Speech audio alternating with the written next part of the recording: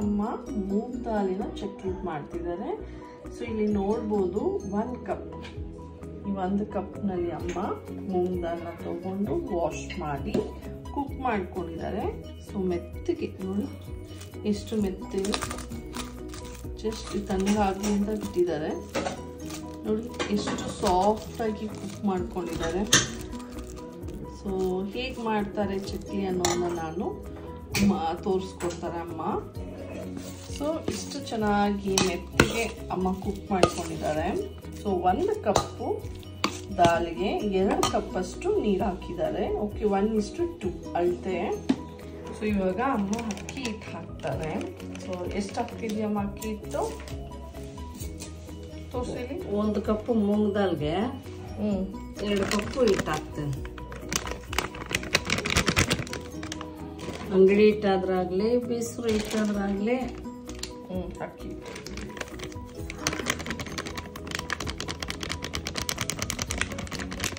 Okay, so 2 ಕಪ್ಪು ಅಕ್ಕಿ ಹಿಟ್ಟು ಹಾಕೊಳ್ತಾ ಇದೆಯಾ? ಆಯ್ತಾ?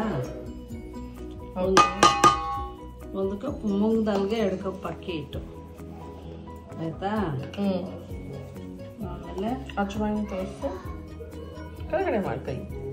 ಎಸ್, ಇಷ್ಟು ಅಜ್ವಾಯಿನ್. ಇದು ಸ್ಮೆಲ್ ಬರಲಿ ಅಂತ ಉಜ್ಜಿ ಹಾಕ್ಬೇಕಾಯ್ತಾ?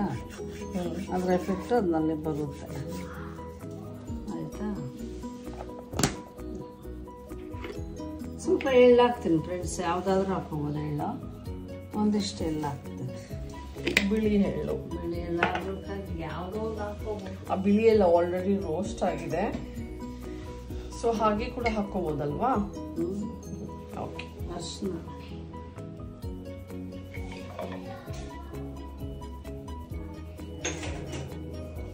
ಸೊ ಇದು ಮೂಂಗ್ ದಾಲಿನ ಚಕ್ಲಿ. ಓಕೆ, ಮೂಂಗ್ ದಾಲ್ ಎಲ್ಲ ಹೆಸರು ಇದು ಏನಪ್ಪ, ಕಡಲೆಬೇಳೆ, ಉದ್ದಿನಬೇಳೆ, ಯಾವುದಾದ್ರೂ ಮಾಡ್ಬೋದು ಈ ಥರ. ಬಟ್ ನಾವಿವತ್ತು ಮೂಂಗ್ ದಾಲ್ದು ಮಾಡ್ಕೊತಾ ಇದೀವಿ. ಇವಾಗ ಖಾರದ ತಕ್ಕಷ್ಟು ಅಮ್ಮ ಚಿಲ್ಲಿ ಪೌಡರ್ ಹಾಕೊಂಡಿದ್ದಾರೆ, ಖಾರದ ಪುಡಿ. ಇವಾಗ ರುಚಿ ತಕ್ಕಷ್ಟು ಉಪ್ಪು ಹಾಕೊಂತಾರೆ, ಸ್ವಲ್ಪ ಜೀರಿಗೆ ಕೂಡ ಹಾಕೊಂತಾರೆ.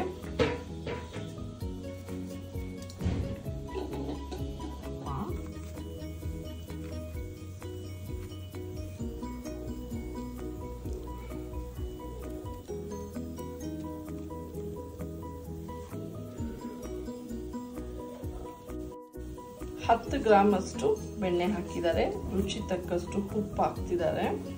ಸೊ ಪ್ರತಿಯೊಂದು ಅಳತೆ ಪ್ರಕಾರ ನೀವು ಕರೆಕ್ಟಾಗಿ ಹಾಕೊಂಡ್ರೆ ನಿಮ್ಮ ಚಕ್ಲಿ ತುಂಬಾನೇ ಕ್ರಿಸ್ಪಿಯಾಗಿ ತುಂಬ ಚೆನ್ನಾಗಿ ಬರುತ್ತೆ. ಅಳತೆ ಒಂಚೂರು ತಪ್ಪಾದ್ರೂ ಕೂಡ ಅದಾಕಿಟ್ಟೋಗುತ್ತೆ. ಸೊ ಅದರಲ್ಲಿ ಸ್ವಲ್ಪ ಗಮನ ಇರಲಿ. ಇದನ್ನೆಲ್ಲ ಕಲಿಸ್ತೀವಿ. ಬೇಕಿದ್ರೆ ಅಕ್ಸ್ಮ ಕೈಯಲ್ಲಿ ನೀರು ಒಂಚೂರು ಹಾಕೋಬಹುದು. ಓಕೆ, ಬೇಕಿದ್ರೆ, ರಿಕ್ವೈರ್ಮೆಂಟ್ ಇದ್ರೆ ಜಸ್ಟ್ ಅದ್ಕೊಳ್ಳಿ ಕೈನ. ಸೊ ಬೇಕಾಗುತ್ತೆ.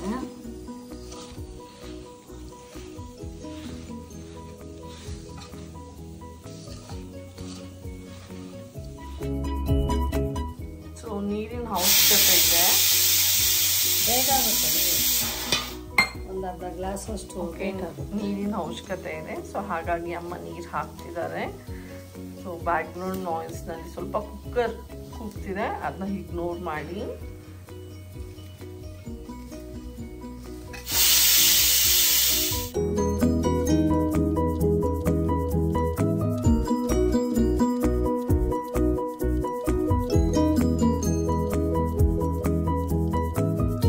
ಸೊ ಹದ ಎಷ್ಟಿರ್ಬೇಕಮ್ಮ, ಹೇಗಿರ್ಬೇಕದ ನೋಡಿದೆ? ಅದ ಅಷ್ಟೇ ಸಾಕು. ಇದಕ್ಕೆ ಮೇಲೆ ನೀರು ಹಾಕ್ಕೊಂಡ್ರೆ ಚಕ್ಲಿ ಕರಿ ಇದಾವಲ್ಲ, ಸ್ವಲ್ಪ ಗಟ್ಟಿನೇ ಇರಲ್ಲ. ಹಾಗೆ ಚಪಾತಿ ಇಟ್ಟದ ನೋಡಿ, ಚಪಾತಿ ಇಟ್ಟದ ಗೊತ್ತಾಗುತ್ತಲ್ಲ, ಚಪಾತಿ ಇಟ್ಟದ.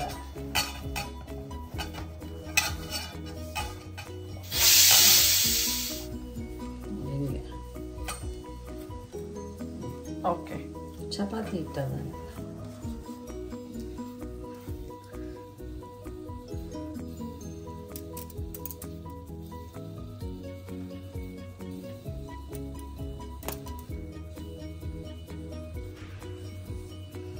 ಸೊ ಎಣ್ಣೆ ಸವರ್ಕೊಂಡಿದ್ದಾರೆ ಅಮ್ಮ ತಟ್ಟೆಗೆ. ಸೊ ಇದ್ರ ಮೇಲೆ ಹಾಕ್ಕೊಂತಿದ್ದಾರೆ. ಸೊ ನೀಟಾಗಿ ಪರ್ಫೆಕ್ಟಾಗಿ ನಾವು ಮಾಡ್ಕೊತಿಲ್ಲ. ಸೊ ಇದು 3 ಇರುವಂಥ ಹೋಲಲ್ಲಿ ಅಮ್ಮ ಇಂಟ್ತಿದ್ದಾರೆ. ಓಕೆ,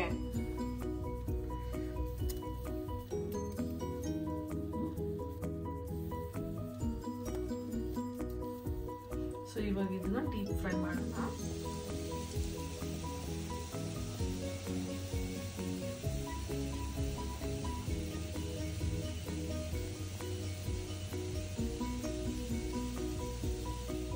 ಸೊ ಎಣ್ಣೆ ಕಾದಿದ್ಯಮ್ಮ, ಸ್ವಲ್ಪ ಕಾಯ್ಬೇಕು ಎಣ್ಣೆ.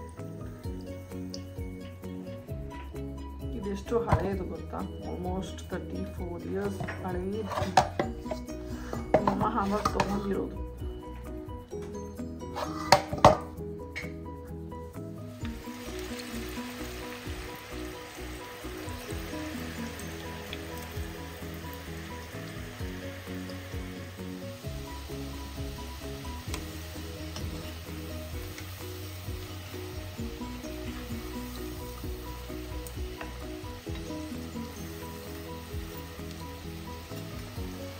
ಸೊ ಸಮ್ಮರ್ ಅಂತ ಹೇಳಿ ನನ್ನ ಮಗಳಿಗೋಸ್ಕರ ನಮ್ಮಮ್ಮ ಮಾಡ್ತಿದ್ದಾರೆ. ಸೊ ಅವಳು ಮನೇಲೇ ಇರ್ತಾಳಲ್ಲ, ಏನಾದರೂ ಕೇಳ್ತಿರ್ತಾಳೆ ತಿನ್ನೋಕ್ಕೆ. ಸೊ ಚಕ್ಲಿ ಅಂದರೆ ಅವಳಿಗೆ ಇಷ್ಟ. ಸೊ ಹಾಗಾಗಿ ಅಮ್ಮ ಅವಳಿಗೋಸ್ಕರ ಯಾವಾಗಲೂ ಚಕ್ಲಿ ಮಾಡ್ತಾರೆ.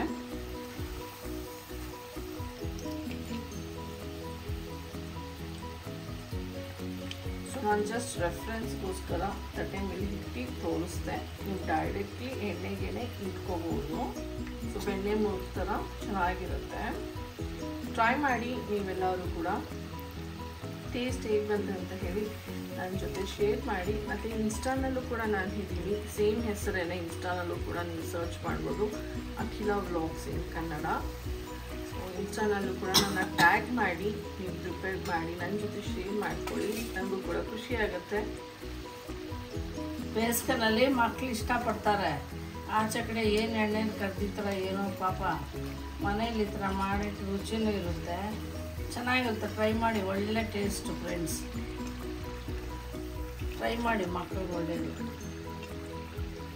ಆಚೆ ಕಡೆ ನಾವು ಒಳ್ಳೆ ಎಣ್ಣೆ ಹಾಕ್ತೀವಿ, ಆಚೆ ಕಡೆ ಎಣ್ಣೆ ಹೆಂಗೆ ಹಾಕ್ತಾರೋ ಏನೋ ಒಂಥರ ಇವು ಬೆಣ್ಣೆ ಮುರುಗ್ ಥರ ಬರುತ್ತೆ. ಆಮೇಲೆ ಎಣ್ಣೆನೂ ಜಾಸ್ತಿ ಕುಡಿಯೋಲ್ಲ, ಯಾಕಂದರೆ ಬೆಂದಿರೋದು ಹೆಸರು ಬೇಳೆ ಹಾಕಿರ್ತೀವಲ್ಲ, ಹಾಗಾಗಿ ನಿಮಗೆ ಇದು ಎಣ್ಣೆ ಕುಡಿಯಲ್ಲ. ಸೊ ಮನೆ ಎಣ್ಣೆ ಒಳ್ಳೆ ಎಣ್ಣೆ ಮಾಡೋದ್ರಿಂದ ಮಕ್ಕಳಿಗೂ ಒಳ್ಳೆಯದು. ಓಕೆ, ಸೊ ಎಣ್ಣೆ ಜಾಸ್ತಿ ಕುಡಿಯೋದಿಲ್ಲ. ಇದು ಕುಕ್ ಆಗಿರುವಂಥ ಮೂಂಗಲ್ಲಿ ಹಾಕ್ತೀವಲ್ಲ, ಹಾಗಾಗಿ ಸೊ ಹೆಲ್ತಿಯಾಗಿ ನೀವು ಮನೆಯಲ್ಲೇ ಚಕ್ಲಿನ ಮಾಡಿ ಮಕ್ಕಳಿಗೆ. ಸೊ ಇವಾಗ ಅಮ್ಮ ಡೈರೆಕ್ಟ್ಲಿ ಎಣ್ಣೆಗೆ ಹಿಂಡ್ಕೊತಿದ್ದಾರೆ.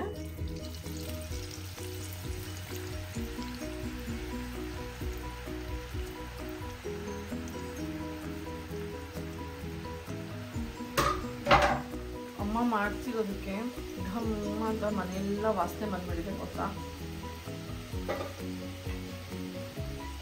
ಒಳ್ಳೆ ಟೇಸ್ಟ್ ಇದೆ ಫ್ರೆಂಡ್ಸ್, ಸುಳ್ಳು ಹೇಳ್ಬಾರ್ದು.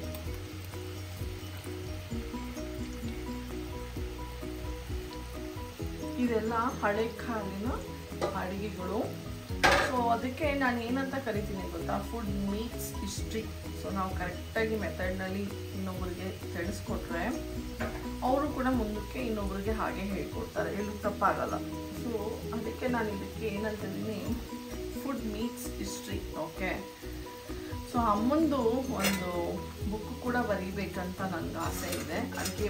ಅಡುಗೆಗಳು ಏನೆಲ್ಲ ಅಡುಗೆಗಳು ಗೊತ್ತು ಅದೆಲ್ಲ ಜನಕ್ಕೆ ತಲುಪಿಸ್ಬೇಕು ಅನ್ನೋ ಒಂದು ಆಲೋಚನೆ ನನಗಿದೆ. ವೆರಿ ಸೂನ್ ನಾನು ಅದನ್ನು ಮಾಡ್ತೀನಿ. ಸೊ ಅದಕ್ಕೆ ಅಂತ ಹೇಳಿ ಒಂದು ಕುಕಿಂಗ್ ಪ್ಲೇಸ್ ಬೇಕಂತ ಹೇಳಿ ನಾನು ಅಂದ್ಕೊಳ್ತಾ ಇದ್ದೀನಿ. ಸೊ ಅಮ್ಮನ ಪ್ರೆಸೆಂಟ್ ಮಾಡಿ, ಇನ್ನೂ ಚೆನ್ನಾಗಿ ಅಡುಗೆನ ಪ್ರೆಸೆಂಟ್ ಮಾಡಿ ಎಲ್ಲರ ಜೊತೆ ಶೇರ್ ಮಾಡಬೇಕು ಅನ್ನೋ ಒಂದು ಐಡಿಯಾ ಇದೆ. ಸೊ ಆಲ್ಮೋಸ್ಟ್ ನಿಯರ್ಲಿ 200 ರೆಸಿಪೀಸ್ನ ನಾನು ಶೇರ್ ಮಾಡಿದ್ದೀನಿ ನಿಮ್ಮೆಲ್ಲರ ಜೊತೆ. So more and more recipes, ಅಮ್ಮನಿಗೆ ತುಂಬ ರೆಸಿಪೀಸ್ ಗೊತ್ತಿದೆ, ನಿಯರ್ ಮೋರ್ ದೆನ್ 1000 ರೆಸಿಪೀಸ್ ಗೊತ್ತಿದೆ. ಸೊ ಎಲ್ಲ ರೆಸಿಪೀಸ್ನೂ ಕೂಡ ಶೇರ್ ಮಾಡಬೇಕಂತ. ಸೊ ನಾನು ಸ್ವಲ್ಪ ವರ್ಕ್ನಲ್ಲಿ ಬ್ಯುಸಿಯಾಗಿರೋದ್ರಿಂದ ಇತ್ತೀಚೆಗೆ ನಿಮಗೆಲ್ಲರಿಗೂ ನಾನು ರೆಸಿಪೀಸ್ನ ಶೇರ್ ಮಾಡೋಕ್ಕಾಗ್ತಿಲ್ಲ. ಸೊ ವೆರಿ ಸೂನ್ ಒಂದು ಅಮ್ಮನಿಗೋಸ್ಕರ ಒಂದು ಕಿಚನ್ನ ಮಾಡ್ಬೇಕು ಅಂದ್ಕೊಂಡಿದ್ದೀನಿ. ಸೊ ಮಾಡಿ ಶೇರ್ ಮಾಡ್ತೀನಿ. ಓಕೆ, ನೋಡಿ ಫ್ರೆಂಡ್ಸ್, ಎಷ್ಟು ಚೆನ್ನಾಗಿ ಇಷ್ಟೊಂದು ಕರುಮ್ ಎಷ್ಟು ಚೆನ್ನಾಗಿ ಬಂದಿದೆ ನೋಡಿ. ತುಂಬ ಚೆನ್ನಾಗಿದೆ. ಬಾಯಿಗೆ ಹಾಕ್ಕೊಂಡ್ರೆ ಕರ್ಗೋಗುತ್ತೆ, ಅಷ್ಟು ಟೇಸ್ಟ್ ಇದೆ. ತುಂಬಾ ಚೆನ್ನಾಗಿದೆ ಟೇಸ್ಟ್ ಅಂತ, ತುಂಬ ಚೆನ್ನಾಗಿದೆ. ವಯಸ್ಸಾಗಿರೋ ಮುದುಕರು ಚಿಕ್ಕ ಮಕ್ಕಳೆಲ್ಲ ತಿನ್ಬೋದು. ಸೊ ಕ್ರಿಸ್ಪಿಯಾಗಿದೆ, ಕ್ರಿಸ್ಪಿಯಾಗಿ ತುಂಬ ಚೆನ್ನಾಗಿ ಬಂದಿದೆ ಫ್ರೆಂಡ್ಸ್. ಎಷ್ಟು ಚೆನ್ನಾಗಿ ಬಂದಿದೆ, ಎಷ್ಟು ಚೆನ್ನಾಗಿ ಬಂದಿದೆ. ಓಕೆ, ಐ ಹೋಪ್ ಇವತ್ತಿನ ಬ್ಲಾಗ್ ನಿಮಗೆ ಇಷ್ಟ ಆಗಿರುತ್ತೆ. ಇಷ್ಟ ಅಂದರೆ ಲೈಕ್ ಮಾಡಿ, ಶೇರ್ ಮಾಡಿ, ಸಬ್ಸ್ಕ್ರೈಬ್ ಮಾಡಿಕೊಡಿ. ಯಾರೆಲ್ಲ ನನ್ನ ಚಾನಲ್ ಫಸ್ಟ್ ಟೈಮ್ ನೋಡ್ತಿದ್ದೀರಾ. And then recently more than 300 people ನನ್ನ ಚಾನಲ್ನ ನೀವು ಸಬ್ಸ್ಕ್ರೈಬ್ ಮಾಡಿದ್ದೀರಾ. And thank you so much, I am grateful. So ನೀವು ಕೂಡ ನನ್ನ ಹಳೆ ರೆಸಿಪೀಸ್ಗಳನ್ನ ಚೆಕ್ ಮಾಡಿ ಆ್ಯಂಡ್ ದೆನ್ ಮರಿದಿರ ಶೇರ್ ಮಾಡಿ ಆ್ಯಂಡ್ ದೆನ್ ಲೈಕ್ ಕೂಡ ಮಾಡಿ. Okay, thank you so much. ಇವತ್ತಿನ ವ್ಲಾಗ್ ಇವತ್ತಿಗೆ ಮಾಡ್ತಿದ್ದೀನಿ.